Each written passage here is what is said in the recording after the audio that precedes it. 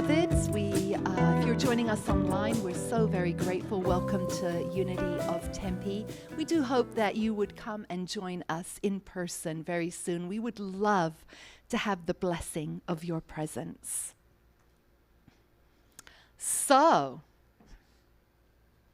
30 days left. 30 days till what? Election. Anyone feeling stressed? Anyone not feeling stressed? Oh, Catherine, that's wonderful. But if you are feeling stressed for any reason, know that you're not alone. Because amid global turmoil, the aftermath of Hurricane Helen, record heat here, and all of that combined with a contentious election season, many of us are feeling overwhelmed, we're feeling anxious, we're worried about what's going to happen. And I know that I've been feeling that way, and I've been being extra diligent about keeping spiritually grounded and calm. And that's why today we're starting a new series, Do Unto Others, to support us through this time. So why do unto others? Because the golden rule, do unto others as you would have them do unto you, is the most complete expression of oneness of all people, serving as a foundation for peace and universal goodwill. So in this series, we're going to explore ways that we can live into our unity teachings and the golden rule, even amidst the current national and global challenges. And each week, I'll also share a tool to help us align with our inner peace. So this week, you heard the first song, right? What did it say? In a world where you can be anything, be kind. So what could be our topic today? Kindness. You got it. Yes. And as we begin, I'm going to ask you an important question. So get ready. How much DNA is the same from one human to another? Anyone? How much DNA is the same from one human to another? Not 100%. 99.9% of our DNA is the same. Look around anyone in this room, and you can say, I have the same 99.9% of DNA as you. So that means the vast majority of our genetic code is shared across humanity, with less than 1%, which accounts for all of the variations in every single person. Their color, their hair color, their size, their everything. That's just less than 1%. So when in unity we talk about humanity, that it's all connected, we're not just spouting something nice and like, oh, doesn't that feel good? We're all connected. We're all one. I don't see it. We're actually talking about scientific fact. We actually are kin. And the word kin actually gives rise to another word, which is be kind, kin and kind. So our true family is the family of our Creator and source of all being. And that's probably why so many paths, spiritual paths, talk of God and they say Father or Mother, Father God, as we do often in unity. So we begin this series with considering the implications of spending some of us, or just humanity in general, so much of our time feeling estranged from and resentful toward those who share less than 1 those who differ from our DNA by less than 1%. And that moves them in a different direction from us. And so to begin with, we're going to hold a vision of finding a space in which we can exchange goodness and kindness. And last week, if you were here, I shared a quote from Rumi. Does anyone remember it? It was a great quote. Let's say it. Out beyond ideas of wrongdoing and right doing, there is a field. I will meet you there. Yet what can our self-talk be when we try to be bringers of peace in the field beyond ideas of right and left? Now perhaps, I don't know, but perhaps it's something like this. I see you from afar, and I'm suspicious. I cannot understand you, and it makes me afraid. What if we are too different? What if you don't care about me? I cannot imagine anything at all that we will have to share with each other.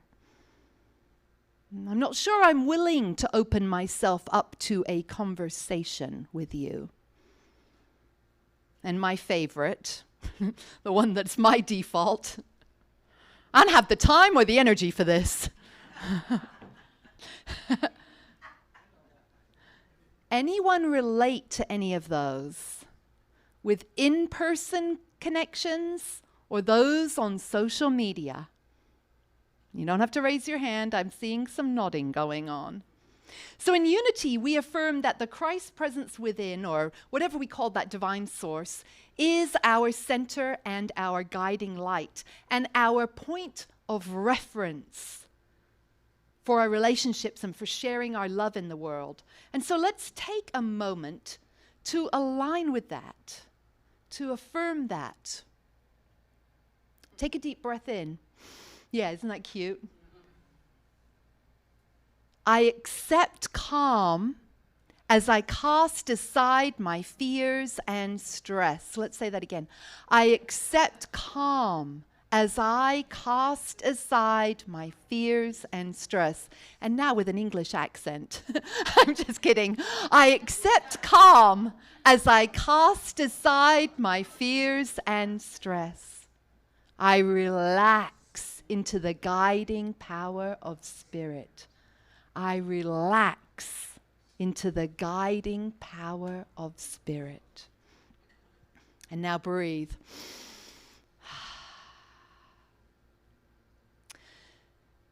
So these days, the news we consume often consumes us. Anyone? And it can leave us wondering, where on earth is the good news? But it's out there. And it often comes after an event where people come together to help others. Like individuals and communities helping each other after this dreadful hurricane that we had. Our own beloved Nancy Baylog, who, hi Nancy, I know she watches every week online. Let's say hi Nancy. Hi Nancy! Let's tell her we love her. We love you Nancy! And George.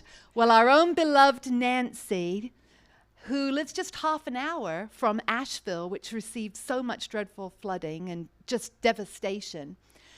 She shared with us, and I got permission from this, because everything that is shared on our prayer call stays on our prayer call, and Nancy is a beloved team member of our prayer group, always praying for unity of Tempe, always praying for you. So we thank you for that, Nancy. She gave me permission to share that her neighbor, who has 30 years of first responder experience, came over and said, here's my generator, share it, we can share it. And has been checking on her and George daily to make sure that they're okay. And then our Reverend Laurie, hello, beloved Reverend Laurie in Florida. She's been sharing that she's been helping people in Florida. She lives in Florida part of the year. And so we thank you for that. And then Reverend Darlene, who is a Unity minister. She leads Unity of the Blue Ridge. And she has been sharing online that even though she does not have power at her home, 10 days after Hurricane Helen, volunteers got together and they cleaned up their spiritual center so they could meet today. She's only heard from about 25 to 30% of her congregation. There are so many dreadful stories coming out, so we want to really lift up that community. And Reverend Helene said that it is deeply inspiring to witness people step up for one another. It's as if the barriers between us melt away and we're left with the essence of our being one. Neighbor helps neighbor, strangers extend their hands and support across distances. These acts of compassion remind us of the connectedness we often forget. North Carolina could not be more polarized when it comes to red and blue, except perhaps maybe Arizona. I wrote that in. The collective strength in these moments is humbling, a reflection of the best in us. Stories, so that is what Reverend Darlene writes. Stories of kindness, humanity. Well, it often seems to come to its best or reveal its best after a catastrophic event. But it doesn't have to be that way, does it? Together we can find the ways to express good for all people by filtering our interactions through the lens of, what's our theme? Kindness. And I'm sure you're already absolutely brilliantly doing this in your own lives, but it's good to remember kindness in these troubling times. There's a verse that I'm going to share here, and this is from the Voice translation of the Bible. It's a really clever modern translation, and I enjoy it. So it says, think of the kindness you wish others would show you. Do the same for them. What's the big deal if you love people who already love you? Even scoundrels do that much. So what if you do good to those who do good to you? Let's say it together. Even scoundrels do that much. So what if you lend to the people who are likely to repay you? Even scoundrels do lend to scoundrels if they think they'll be fully repaid. If you want to be extraordinary, love your enemies. Do good without restraint. Don't expect anything in return, then you'll receive the truly great reward. You will be children of the Most High, for God is kind to the ungrateful and those who are wicked. So imitate God and be truly compassionate. And that comes from Luke. And I love the way that they use the word scoundrel, because what do most translations use the word instead? Sinners. Who said sinner? Yes, Carla, you are correct. But in Unity, we don't talk a lot about sin and sinning. We talk about sin as, who knows what the expression is? Missing the mark. And many people do miss the mark with humanity by being scoundrels, by treating others terribly, by not being trustworthy, and by displaying little to no integrity. And we might find ourselves asking whether the people that we consider enemy, those who we consider dangerous because of their opinions or positions, are worthy of our kindness. The passage speaks of a reward that would be great if we love our enemies, do good, and expect nothing in return. So what might be a reward for genuinely being kind to our enemies?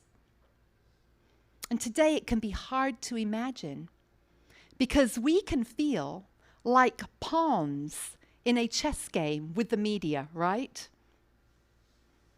Conditioned to objectify and hate those with whom we vehemently disagree.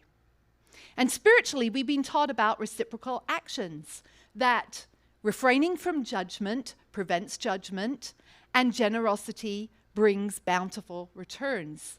And each person determines the measure of good they receive by the good they give. But in our current world, we might look at others and ask, where is their just desserts? Anyone? We do not. Why not, instead of do unto others as they would have done to us? Why not, instead of do unto others as we would have done unto us, do unto others as they do to us? They did that to us, so why not, right? Because in the end, who does it hurt? Exactly. It hurts us. It leads to spiritual stagnation. And it's not in alignment with being an ambassador of good. Our unity teachings are clear. What we put out into the world is part of the ongoing creation of the world. And the only thing we can truly control is the energy with which we react to circumstances and people. And sometimes we have a mighty hard time doing that, and we have to go back and make amends. Anyone this week? Anyone? Maybe not. I'm just trying to think. Probably not this week, but anyone at any time? Yes, we have, of course. But we get to decide on a moment-by-moment basis how we will contribute to the times in which we are living. So in do unto others, consider for a moment that each of us are someone else's other. Each of us are someone else's other. We're all unknown or different to someone else, yet we are less than how much percent other? Less than what percent? 1% other. So we are both other and the same. Isn't that fascinating? So this idea of being both one and the same, of shared humanity, and was exemplified by a friendship between Senator Orrin Hatch, the Republican senator from Utah, and Democrat Ted Kennedy.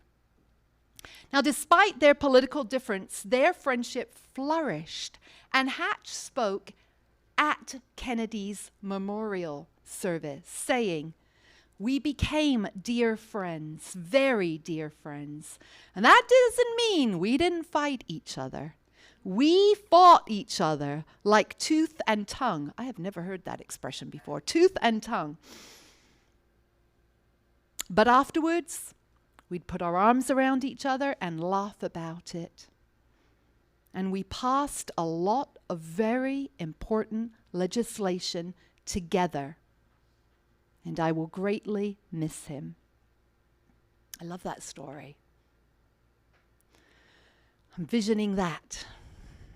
The Hebrew word for kindness appears 250 times in the Hebrew Bible, pointing to its critical importance. It's an essential quality in our lives and in those we choose to elect.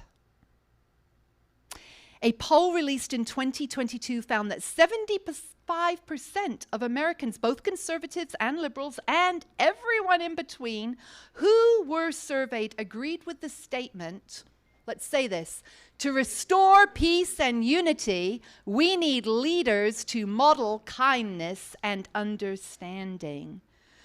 But waiting for our leaders to model kindness and understanding with people with whom they disagree may not happen if we, the people, who elect them are not willing to do this first.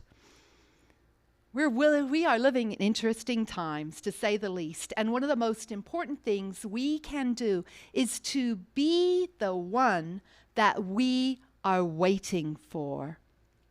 Let there be peace on earth, and let it begin with the people in office. Wait, it hasn't happened. Let there be peace on earth, and let it begin with me.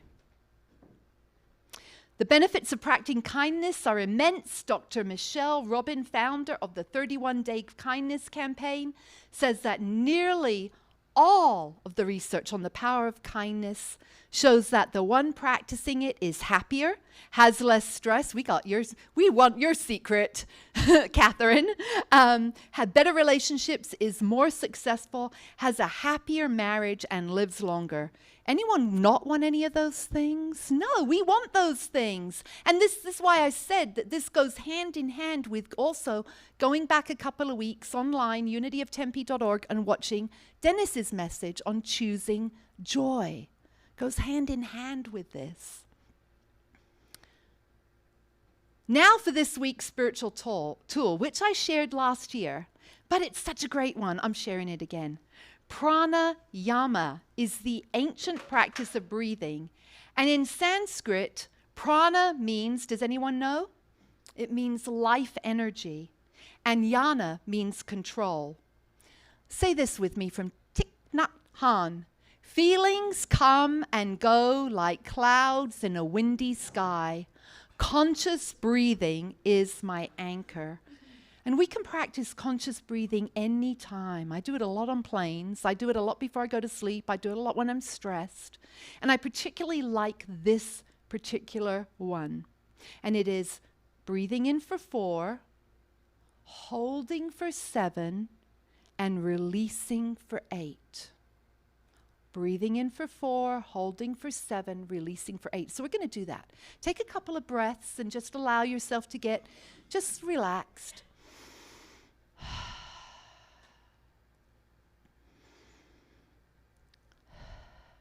And then we're going to do 2 rounds. You're going to count it for yourself. And if it's too much and you're like, I can't hold it anymore, don't turn blue, just let it out. But we're going to breathe in for 4, hold it for 7, release for 8. Okay?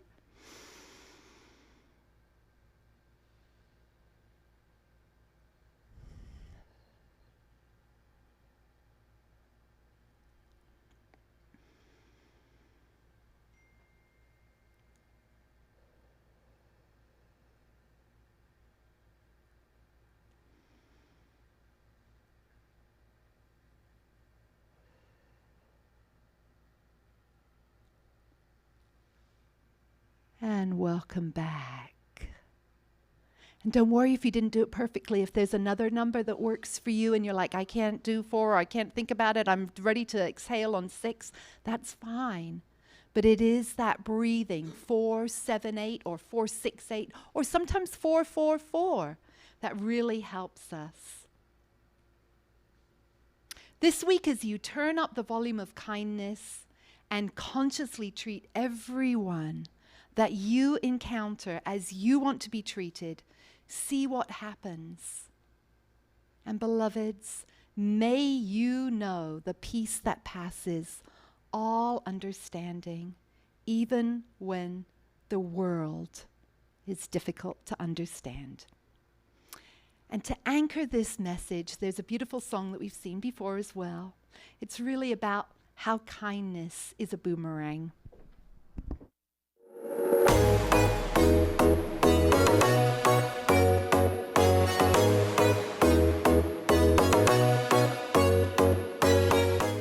Kindness keeps the world afloat.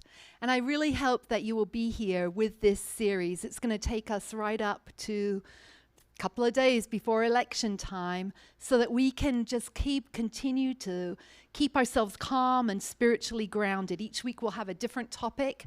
And I was praying for what to do during this season. And so I affirmed that this brought some calmness to you, and just to be calm and also practice kindness. It's something we can do right now. Let's us say together, I am a beloved child of God, here to be an ambassador of good. And let's tag on, to be kind, to be kind. So we'll say this and to be kind, because that's our thing for this week that we're practicing, right? I am a beloved child of God, here to be an ambassador of good and to be kind. And that doesn't mean that we just take everything and don't ever speak up for ourselves. It just means be kind where we can. All right, so we're going to have a moment for our financial blessings. Let us say together and really think about this for our community. We affirm that our community is sustained. We know that it is sustained. We accept that it is prosperous, and we see that this really, if we love our community, we share our good with our community. So let us say together, I am a joyful sharer of my good. I remember that as I give, I receive, and that God is my source. We are so very grateful for all who give and for those who give online. We know that Unity of Tempe is supported by donations. We don't receive money from any other place. So we are so grateful for that. That helps us keep open and be a beacon of light in times of strife like it is right now, and live into our unity principles. Thank you, Lois, and thank you, Carla. Yay, yes. And we bless the giver, we bless the receiver and the stewardship of its use. Thank you, thank you, thank you. And we bless every prayer in the prayer box also. Thank you, God. And so it is. Amen. Who's ready to knit today and crochet? Okay, a few of you. Yes, all right. So that's starting after service today. Yay, with Dennis. We're so excited. Zoom and prayer, we've got a new time, 9:30. We're trying 9:30 on Thursdays out, and we'd love to have you join us. If you don't know about it, or if you don't get our email, then let us know. Thank you for everyone who contributed to Matthew's Crossing. And our next intentional donation will be October 27th.